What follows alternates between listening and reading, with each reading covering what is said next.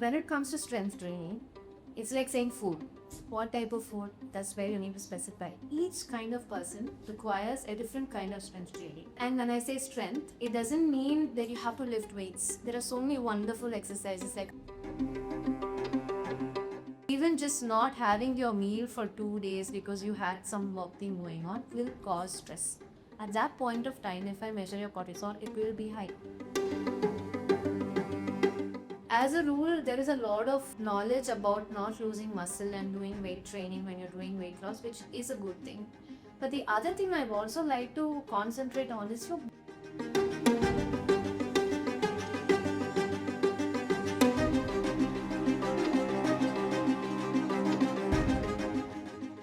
Hi everyone, welcome to Rashmi Conversations. You know, I just crossed 40 and even if I breathe, I put on weight now. I mean, it's just crazy. It doesn't matter how much I exercise. I just am not able to lose weight. And it's not just me. The more I meet people, the more I talk to people, I realize that every single person's metabolism and body behaves differently. And social media is full of such content which talks about how to lose weight, how to do what. And today I have with me in the studio a very interesting person who's going to help us understand why we are all different and how we can all uh, leverage our unique bodies to help us achieve our health goals easily. Dr. Kritika Paskar, thank you so much for coming here. And I'm so excited to be having this conversation with you. Like I told you, I've really been wanting to know this and talk about this for a very long time now. You are the founder of ATP and Health. To start with, I really want to know what ATP is and then tell us a little bit about what you do. So ATP or adenosine triphosphate is the energy currency of the cell. If you look at it in any online platform or any textbook, that's what it says. But to break it down in a simpler form, it is the energy that your body uses for everything, right? Even when you sit, when you eat, when you work out, it's this ATP which gets used. But how I incorporated into my company's name is because that is what is not in balance in any kind of metabolic disorder. Nowadays, you hear a lot of cellular energy, cellular autophagy, all these things. It all comes down to this adenosine triphosphate or ATP. So that is what I wanted to incorporate into our health program to help people understand that when you put this energy into balance, everything that you're looking for is going to get solved. Doctor, tell me about your journey. What led you to this space? Because I really haven't met a lot of people who call themselves metabolic experts, especially in India. I mean, I speak to a lot of people. What led you to this? A lot of things. Starts from when I was small. We were in a family of three siblings. All three of us were girls, and we had the same food. We had the same akrini, and all three of us had different body types. One of them still struggles with weight gain. She has so many metabolic disorders, PCOD, thyroid. She suffered to give birth. The other one doesn't really eat a lot, but she has amazing metabolic rate. Even if she has like one plate of biryani, the next day she's fine. I'm a heavy eater, and I need to watch what I eat, and my body reacts to every meal which I take. But that somehow I learned to manage because I was actively into sports. And from when I was three, I got into professional training. So I used to swim maybe 6 to 8 hours a day. That conditioned and maintained my body. And even when we were swimming in the pool, a lot of people in my same age, we had the same workout. And we might eat the same thing sometimes even after a workout. But the amount of performance we're able to give differs. And when we met experts who help us how to condition our body, they gave us all different kinds of food to eat. Even my best friend, we were the same height, same age, same weight, same stroke, but we had different things to eat. And somehow he started performing better than me with that same food. So all these things, even though we do the same thing, they were also different. Even from the same family, the same kind of exercise, we started reacting differently. This is something which really made me curious. I wanted to understand why is it that each person is so different. We are humans. In fact, in my house, we're all from the same heritage and eating the same thing, but we're still different. This is something which always intrigued me. And after Mendavis, I understood that there is this one line where we can dive into deeper and understand what is happening in each one's, metabolic level, or understanding each one's separate metabolic blueprint through ways of biochemistry and genetics. So that is what made me come into this. But what made me want to explore into food and help people understand how to eat for their body is number one, I'm a big foodie. And I want people to eat. We're living in a time where fasting is overrated. We're living in a time where people are starving themselves to lose weight. And we see a lot of patients. I was practicing the government for quite a while. Over there, we see people who are terminally ill or who come after losing a lot of hope and faith, and we are left with no other choice than to give them some kind of extreme therapy.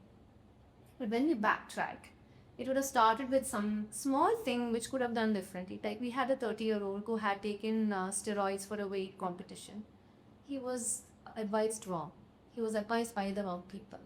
So this was where I think my journey to try to help people started. Crossing over that just the curiosity to understand why we're different. This journey started as to where no, we have to help people understand that there is genuine information and there is information which will not. It doesn't mean that the knowledge or the fact is wrong. It just means that it's not the right fix for you. This is where we started. Over there in the hospital, in any teaching hospital, there are BSc and MSc nutrition students. You do train them on a daily basis. But I just came out and started doing this myself to cater to a different need of people. That's how the journey of ATP and health started. Today, I think people are over bombarded with information from scholarly nutritionists and health practitioners on what to eat. Eating this uh, takes away acne, eating this boosts energy level. But if you're saying each and every person is unique, how does this information on social media, does it really help? I think it helps a few if they're lucky. Even a broken clock is correct 2 times a day. But we do have this problem. Every patient who comes to me, every client who's enrolled in my program, has at least shown me one Instagram reel. Do this, it works. And I'm happy that I create that space for them to ask, Doctor, I saw this, can I do this? If they do that, I'm very happy because the additional problem this does for me as a physician is that I have this extra routine which I have to incorporate of making them unlearn something which they have seen and practiced and then make them relearn something which works for them. This is one of the biggest difficulties I face now in this, this vast ocean of knowledge which is available. But I think the reason why people do try everything is because they just want help, yeah. They just want to fix their problem. And then I think there is this conception that, okay, what is going to happen? Let me just try this. And have you seen cases where even simplest of foods have actually become poison for a person? Yeah. I wouldn't say poison as such, but it has gone very badly with them. Like there was this 2 days back, I saw a patient who she wanted to lose weight quite desperately because she has common set of problems. She did a bunch of conversations with ChatGPT, got a bunch of prescriptions ready, got her blood test done, and she went in for a 14-day fruit fast. And she lost weight. And after that, after 2 weeks, she put on more, didn't know what to do. Somehow she called me for faint. So the fruits was not right for her. She was having other metabolic disorders which needed to be treated with other food groups, which we made her realize and we started. And now she's out of her immediate symptoms like bloating and so many other things. Something as simple as fruit, which we might not think will work, the same thing. She's like, it's just fruit, what is going to happen? But it's just that one fruit, which she's been having consistently, and she's been having only that for a long time, which ended up being an adverse reaction. I remember you talking to me about this young boy you met for a hair transplant. Yes. Oh, yes. He was a 30-year-old boy he was having this balding happening, which I also think is because of what he was doing. So his mom, I think he's looking to get married and they wanted to get a hair transplant done. So as a routine, they did their blood investigations and his urea came up really high. We call it pre-renal azotemia. His kidneys have not been affected yet, but had it gone more, it would have definitely. So then we caught him and I was like, you're 31. He looks fabulous. If you look at him, he's very muscular. He's very brilliant. And I asked him, just tell me what you're eating. Only protein powder. What protein powder? This protein powder. How did you get this calculated? I put my body weight in this program and then it told me to have so much. But it's been overdone. He was having so many supplements. Did he need supplements? Probably yes. But was it that amount which he had to take? No. Was it some other product which he could have taken? Yes. So something as simple as a protein supplement, which would have come up from the correct person as an advice, it could have benefited him long term. But I'm very happy. The same fruits which I said was poison to one person, we treated him with the same different type of fruits. And when I told him, he said, "Oh no, I have to have the supplement. I can't do without it." He's so connected with it. I said, "No, you have to. You don't even pay me. Just 10 days, listen to what I say. Just eat what I say. And then after that, you do whatever you want." Because I didn't want him to fall sick, whether he comes back to me or not. So he bit his teeth. He did everything correctly. In 7 days, his blood work was normal. I said, "Okay, you're off to go. Go get your transplant done. Come back. But don't start any supplement without telling me." So what we have to do here is again reevaluate him, see how his blood work is done, see how he is at that point of time, match him to the correct protein supplement. Because he's someone who wants to work out and push a lot, and if he needs a supplement, yes, match him to the correct thing which will suit for his body, and make sure we educate him as to if this is the kind of workout you do, this is the amount of protein.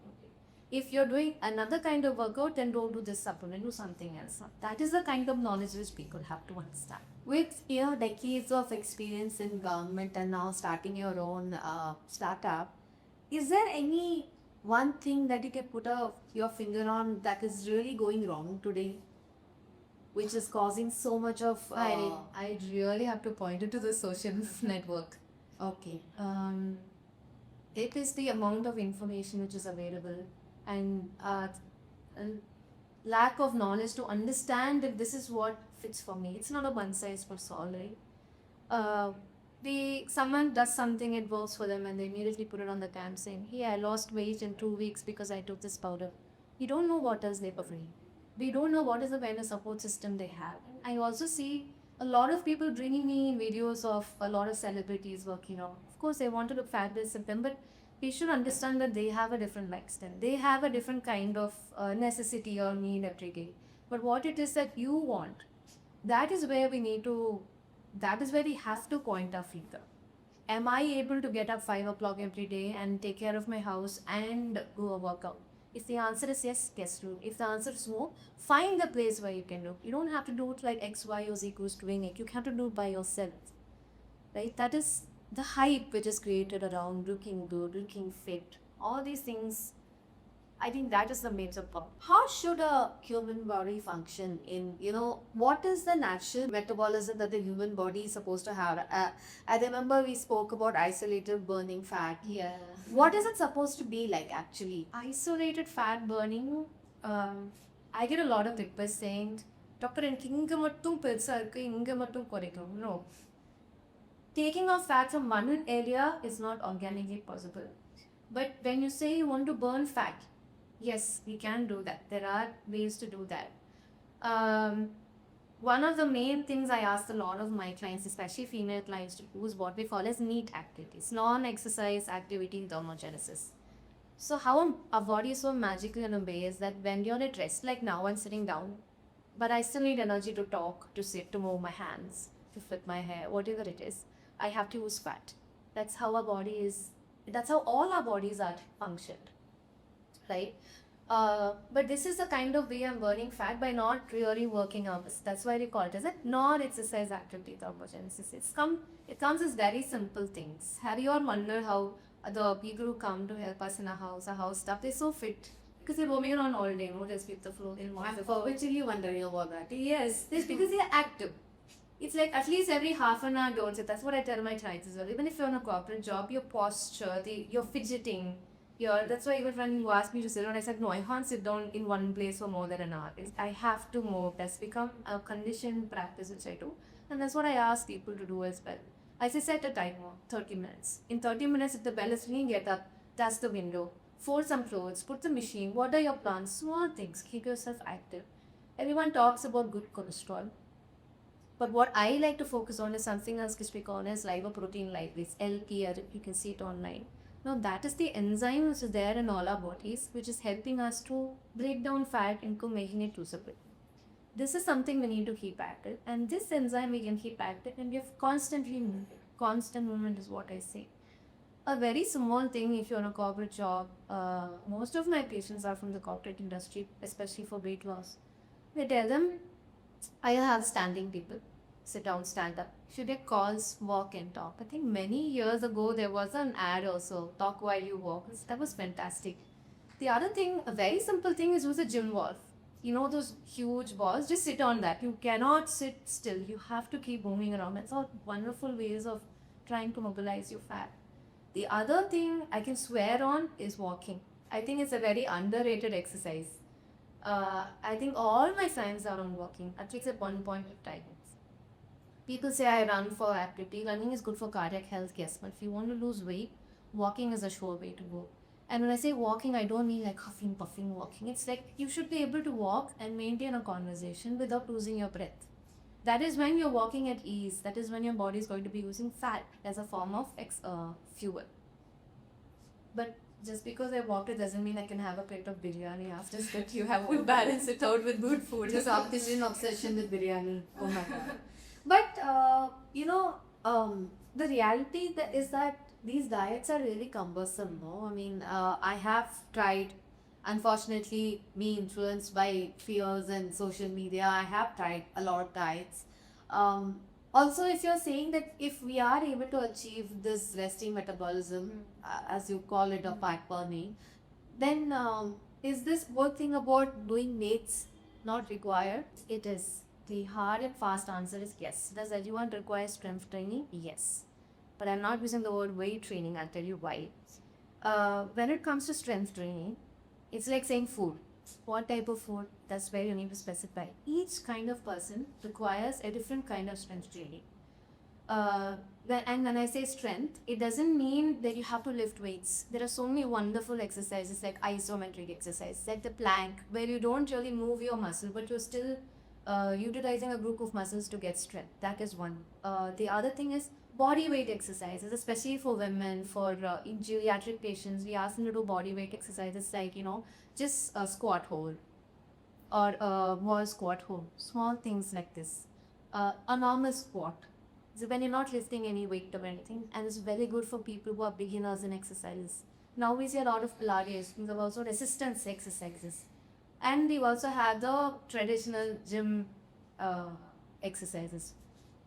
This is one way. Don't concentrate. Exercise means it's not weight. Strength means it's not weight. It's not just weight. It is also weight and also other things.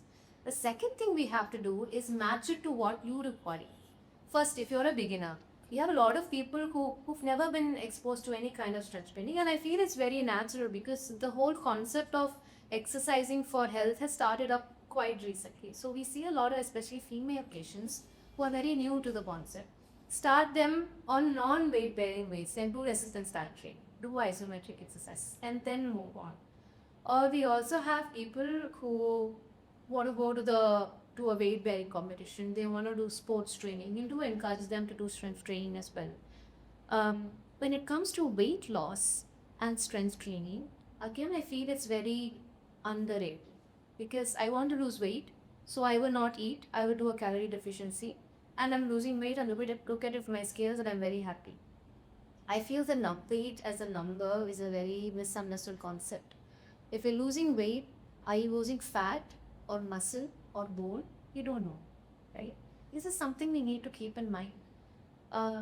As a rule, there is a lot of knowledge about not losing muscle and doing weight training when you're doing weight loss, which is a good thing. But the other thing I've also like to concentrate on is your bone mass.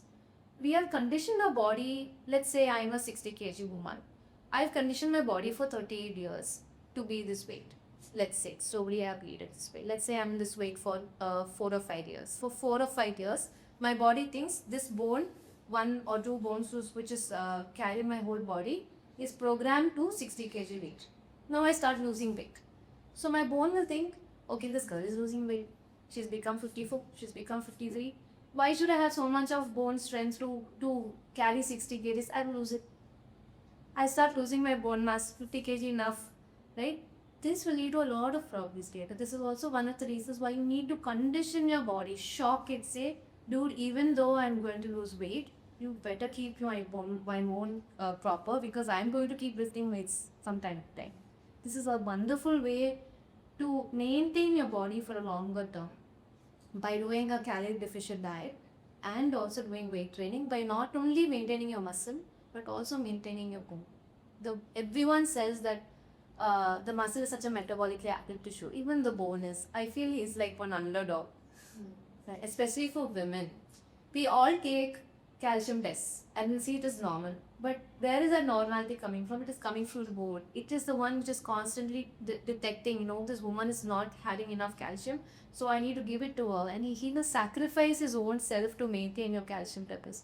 That is such a wonderful organ which is not really spoken about. To maintain him in a healthy way, we have to do stress training, weight training, especially when you're doing weight loss. There are other ways, other needs, specific needs like geriatric patients. We give them different type of supplements. They need different types of strength training. And post-menopausal women, they need different type of supplements. They need different type of strength training. So even when it comes to an exercise, we need to match it to what is my current body state. What is my current body's needs? What are the immediate things I need to concentrate on? And then devise a workout pattern for that and then work on it. I just wanted to understand. See, today if you see, almost everybody I know in my age group, peer group, is either insulin resistant, thyroid, BP, something. Uh, so has the damage already been done? Is there a way to actually get your body back to a normal working condition after you reach that point? Depends on what is the disorder and depends on how easily we have detected. Like the boy who wanted the transplant, we bought him early, so we just gave him food.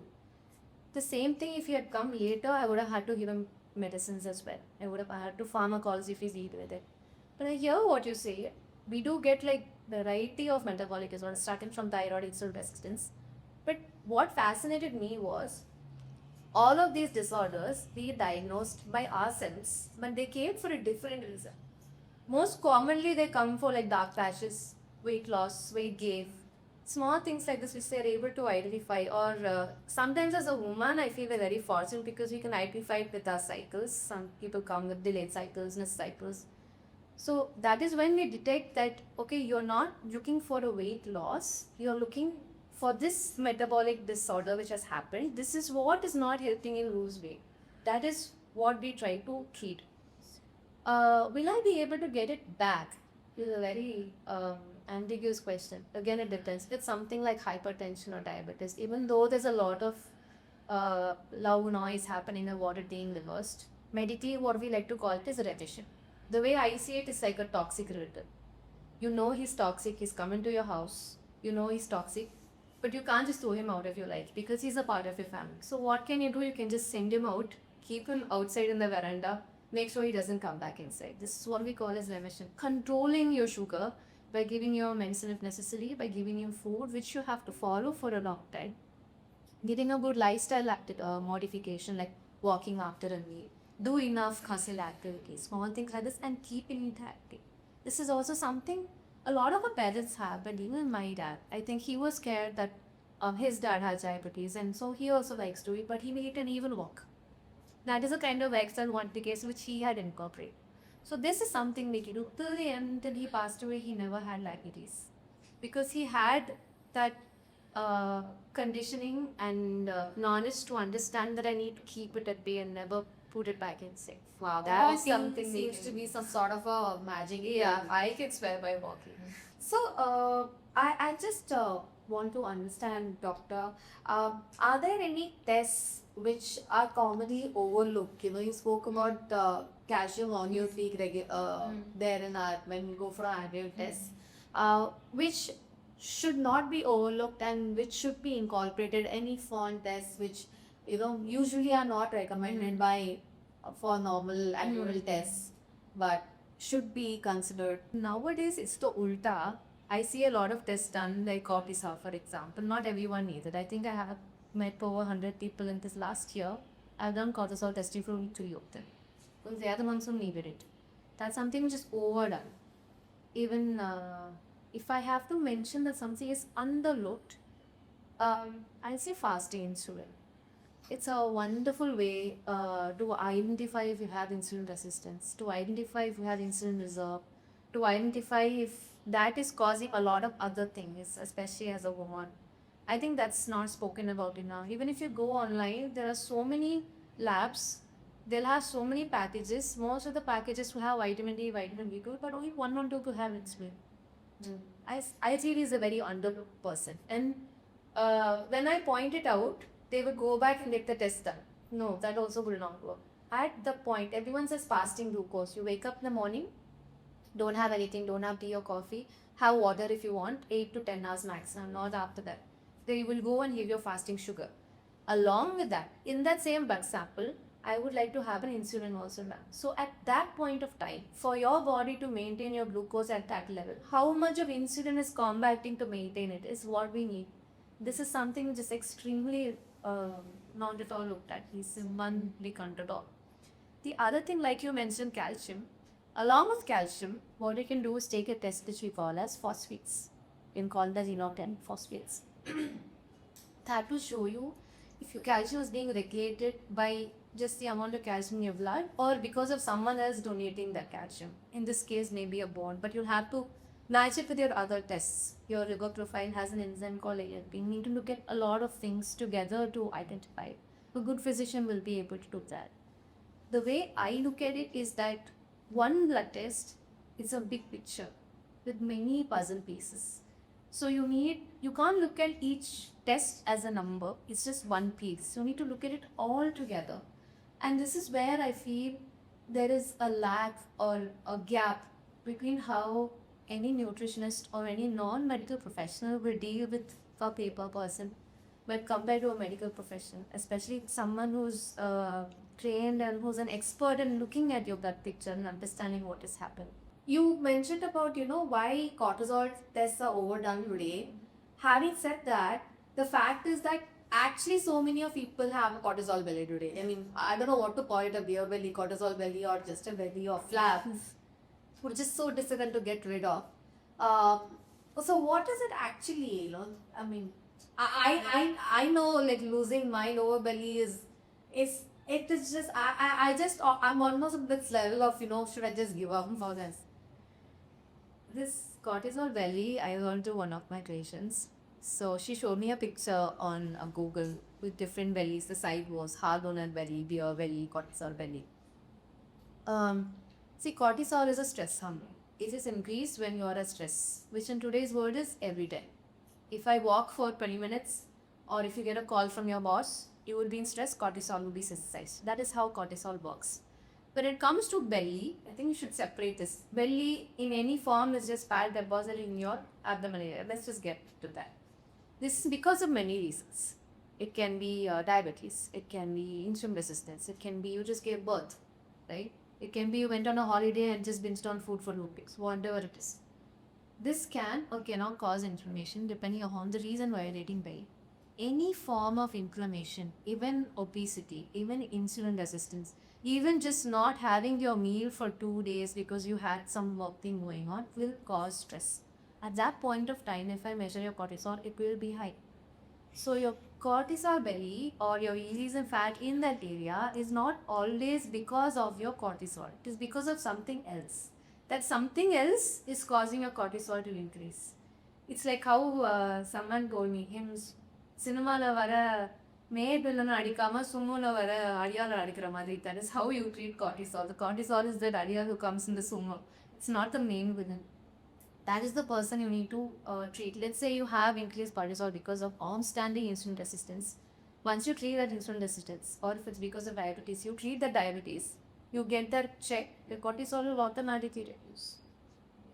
There are some conditions where you do have isolated cortisol increase, or everything else in your body is happening because of cortisol. These kind of patients need a different kind of diet. On the contrary of this carbo diet, we have to give them a little bit more carbs to handle the, because of this cortisol, a lot of fat deposition will happen. To make sure that doesn't happen, we have to modify it with food. This is if the cortisol is the primary reason for your belly or your increased weight or any kind of metabolic disorder which you have, which is hardly 5 to 6% in our Indian population. I'm just being very random in the amount. But the more common reasons why cortisol is high is because of other things which is causing you stress. That stress is causing your cortisol to increase. So firstly, we need to identify if you need to get your cortisol checked or not. That again the physician would be able to tell you, looking at your body, looking at taking your history, examining you, understanding what exactly is happening. And if he still feels that it could be because of increased cortisol, then yes, go ahead. Otherwise, it's a very it sometimes is an unnecessary test, because when you see that number high, it's always in your mind, right? And a few days back, there was another doctor who had a cortisol high. He's like, "Doc, my cortisol high, cortisol." I said, "No, you are all right. Just chill. No, I'll get it done. I'll get it done. I'll get it done." It's always there in his mind. So I thought, okay, just if it helps you, get it done. Got it done, and it's normal. See, you're fine. It's not your cortisol, it's something else. But then it's sort on paper. When the number is high, it is always in our mind. That again will cause stress. That again will cause your cortisol to increase. So don't do it unless it's necessary. So basically, doing anything unnecessarily is of no point. Yes. The problem is all the labs are constantly giving offers now. I mean, it's like the most bizarre thing. I got a call like 70% offer today. Like for what? What are you making an offer for?